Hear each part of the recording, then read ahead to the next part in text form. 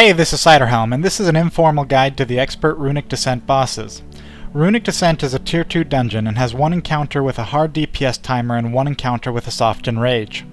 Runic Descent is an introductory Tier 2 and can be completed by an undergeared group if they're very quick and smart. As with all of these guides, I will inform you of which encounters have DPS timers. If they do not have DPS timers, you can stack additional healers or readjust your party as necessary. While we do kill these bosses quickly, these strategies worked when we were first progressing through these instances and were heavily undergeared. Finally, if you enjoy this guide, please subscribe to the channel. Rictus is the first encounter in Runic Descent. This encounter has several important abilities to watch out for. Rictus will occasionally cast rotting flesh on a target, which spawns a large pentagram AoE on the ground. This should be moved out of immediately. When we recorded this video, the ground AoE had just been implemented earlier in the day by Trion. Because this mechanic was introduced when this encounter was already fairly easy for us, we did not finely tune the strategy for the mechanic. For this reason, it may be smoother to do a movement strategy that involves moving as a group or moving around the platform. Rictus will occasionally pull party members into melee range. When Rictus pulls the party in, he will also begin dealing AoE damage with his attacks. Normally, the party should immediately run out, though tanks should be careful to run in a different direction if the rotting flesh AoE is cast at the same time. Finally, Rictus will occasionally knock melee back. Rictus has no DPS timer.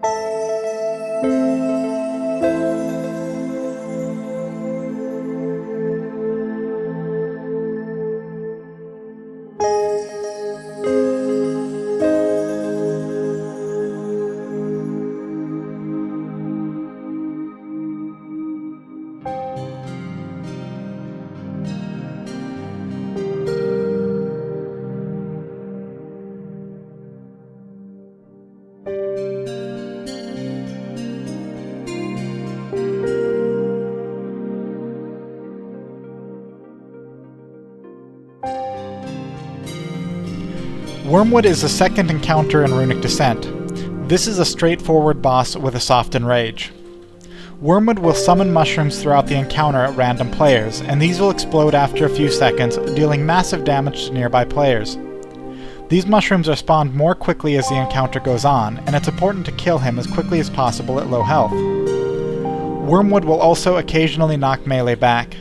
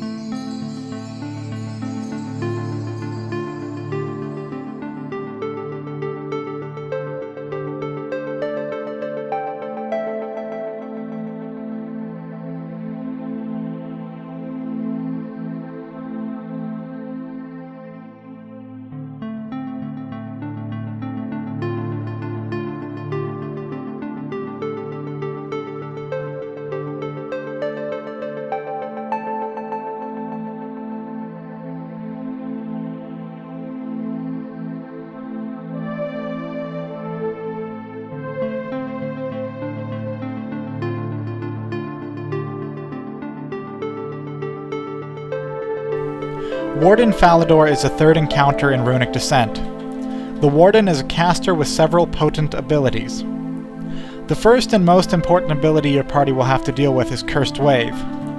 This is a very quick cast that will knock all players back in line of sight and deal significant damage. Because of the speed of the cast, it is not easy to avoid.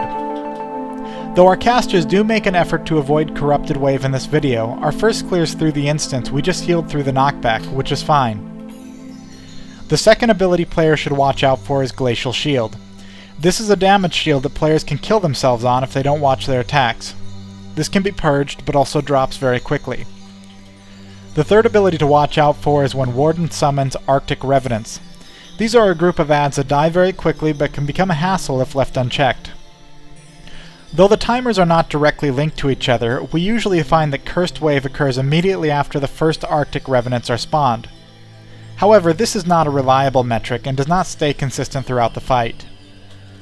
Finally, Warden Falador occasionally casts a Silence and Dot on a player that cannot be cured. This is relatively minor. Warden Falador has no DPS timer.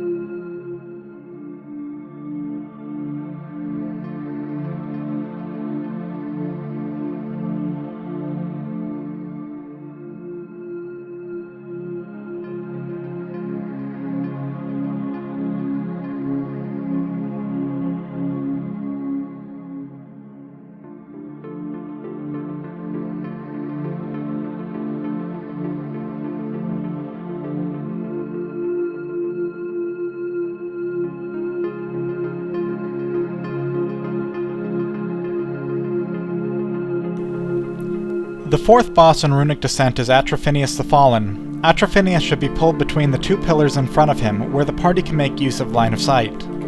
The primary ability the party needs to watch out for is Deathrite. While Deathrite is casting, everyone in the party needs to get behind a pillar. The tank should move to the opposite pillar of the rest of the party. Deathrite will deal massive damage once it is finished casting. Additionally, Deathrite remains active for several seconds after the cast is finished. A faint purple sphere will appear around him while this is active. If a party member who is not in melee range of Phineas enters line of sight, there is a very high chance he will target them, charge them, and deal massive damage. If he does this, he is very likely to turn around and charge the tank. This is always bad, and that's why it's important to make sure everyone is line of sighting him on every Deathrite. The best positioning for the tank is to pull Phineas behind the pillar while keeping themselves outside the pillar. This allows healers to come out from behind their own pillar and cast on the tank without the fear of the charge. Once the sphere disappears, the tank can move him back to the middle. At 50%, 2 bards are summoned. With our strategy, we have always had a DPS tank these adds and get them behind the pillar where healers are. The party would focus on CCing and killing these adds before re-engaging Phineas. The party will need to keep in mind that Phineas is still casting Deathrite, so line of sight is still critically important, and the tank will still need healing as he kites Phineas. Once the adds are down, resume damage on Phineas and kill him.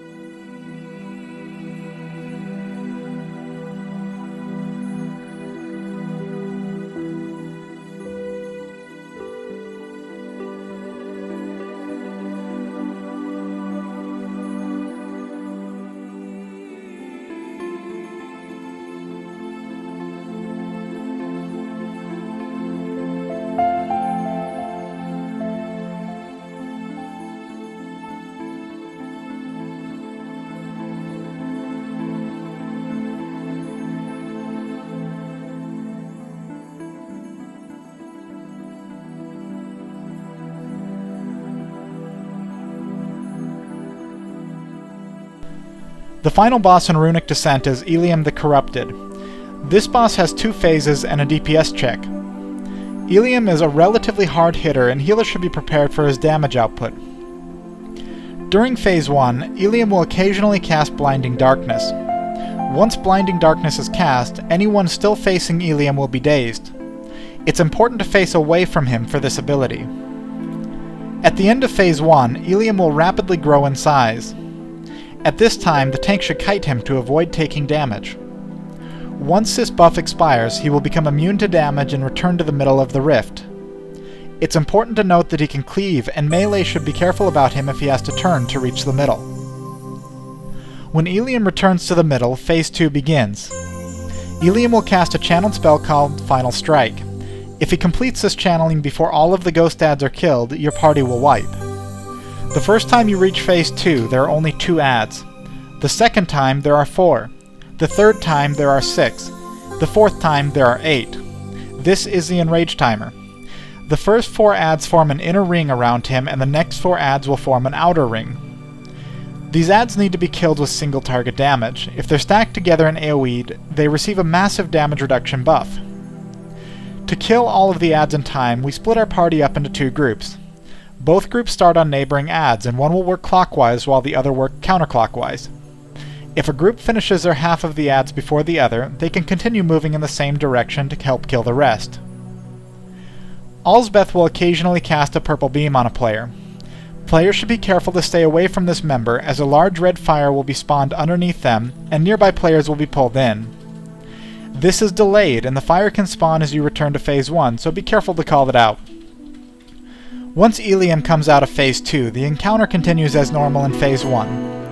It's important to remember that the kiting phase and the blinding darkness are not linked together and will come at different times in relation to each other during Phase 1. One other important note is that blinding darkness will always begin casting immediately after the first time you finish Phase 2. Go ahead and keep your backs turned to him for this. If you enjoyed this guide, please subscribe to the channel and visit us at www.eventideguild.com. Thank you.